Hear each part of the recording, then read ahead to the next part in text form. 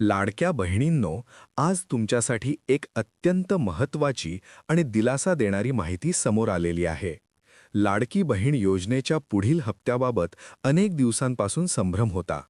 काही जणींच्या मनात उत्सुकता होती, काही जणी चिंता करत होत्या आणि काही जणींना भीतीही वाटत होती की आपल्याला पुढचा हप्ता मिळणार की नाही. आज समोर आलेल्या अपडेटनुसार लाभार्थी यादीमध्ये मोठा बदल करण्यात आलेला आहे. ही यादी आता अपडेट झालेली आहे. ज्या लाडक्या बहिणींचे नाव या यादीमध्ये आहे त्यांनाच पुढील रक्कम मिळणार आहे. म्हणूनच हा व्हिडिओ सुरुवातीपासून शेवटपर्यंत काळजीपूर्वक पाहणे खूप महत्त्वाचे आहे. लाडक्या बहिणींनो, दर महिन्यात एक ठराविक प्रक्रिया चालू असते. महिन्याच्या मध्यापर्यंत काही तपासण्या केल्या जातात. त्यानंतर काही दिवसांत जिल्ह्यानुसार याद्या तयार होतात आणि त्याच याद्यांवर आधारित पुढील वितरण ठरवले जाते. तुम्हाला अनेक वेळा प्रश्न पडतो की दर महिन्याला यादी बदलते का? तर याचं उत्तर आहे हो. दर महिन्याला यादी बदलते, कारण पडताळणी, तपासणी, दस्तऐवजांची खात्री या सगळ्या गोष्टी मागच्या बाजूला सातत्याने चालू असतात. याच कारणामुळे काही बहिणींना काही हप्ते मिळाले नाहीत, पण नंतर यादी अपडेट झाल्यावर पुढील हप्ते मिळाले. म्हणजेच यादीमध्ये नाव असणे ही सर्वात महत्त्वाची गोष्ट आहे.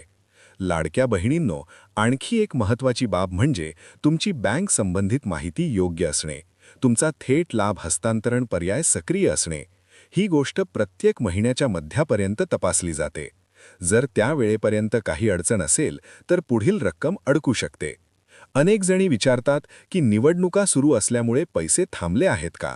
तर याबाबत स्पष्ट सांगायचं झालं की आचारसंहितेचा थेट परिणाम या योजनेवर होणार नाही. या संदर्भातील गैरसमज दूर झालेले आहेत.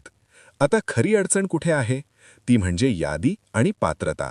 जर तुमचे कागदपत्रे योग्य असतील, तुमची माहिती पडताळणीमध्ये योग्य आढळली आणि तुमचे स्टेटस मान्य असेल, तर तुमच्यासाठी कोणतीही अडचण राहणार नाही. लाडक्या बहिणींनो, अनेक जणी विचारत आहेत की आपण आपले नाव कसे तपासायचे? जर तुम्ही ऑनलाईन अर्ज केला असेल, ॲपद्वारे अर्ज केला असेल किंवा ऑफलाईन अर्ज दिला असेल, तर काळजी करण्याची गरज नाही. तुमच्या परिसरातील अंगणवाडी सेविकेकडे किंवा संबंधित विभागाच्या कार्यालयात जिल्हा स्तरावर तुमचे नाव तपासता येऊ शकते.